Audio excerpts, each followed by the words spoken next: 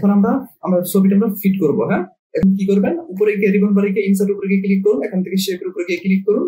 এখান থেকে দেখুন আপনারা এখান থেকে এই শেপটা নেন। হ্যাঁ, এই শেপের উপরে গিয়ে এখানে ক্লিক করুন। করার পর আপনারা এখান থেকে এই শেপটা এইভাবে শেপ করুন। হ্যাঁ, দেখুন আমরা করেছি। তারপর মাউস রাইট বাটন ক্লিক করুন। তারপর দেখুন এখানে এডিট পয়েন্টস। হ্যাঁ, আপনারা এডিট পয়েন্টস উপরে গিয়ে এখানে ক্লিক করুন। দেখুন আমাদের এখানে চলে আসছে। আসার পর আপনি এটা ফিট করেন। হ্যাঁ, আপনি সম্পূর্ণ ল্যাপটপের উইন্ডোজটা আপনি এটা দিয়ে ফিট করেন।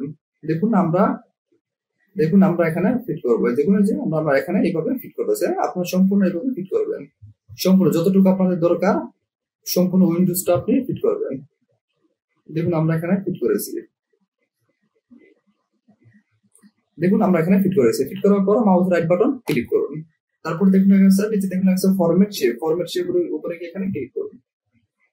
দেখুন বাম পাশে দেখুন আপনাদের এখানে ফরম্যাট শেপে চলে আসবে। আসার পর এখানে দেখুন ফিলের উপরে গিয়ে এখানে ক্লিক করুন। তারপর দেখুন picture or text to fill, আপনাকে উপরে গিয়ে এখানে ক্লিক করুন। তারপর দেখুন ইনসার্ট উপরে গিয়ে এখানে ক্লিক করুন। এখান থেকে ফ্রম দেখুন insert picture from a file. হ্যাঁ, আপনার ফ্রম এ ফাইল উপরে গিয়ে এখানে ক্লিক করুন। আপনি যে পিকচারটা আপনি সেট করবেন সেই পিকচারটা আপনি কোথায় রাখছেন আপনি সেখানে যাবেন।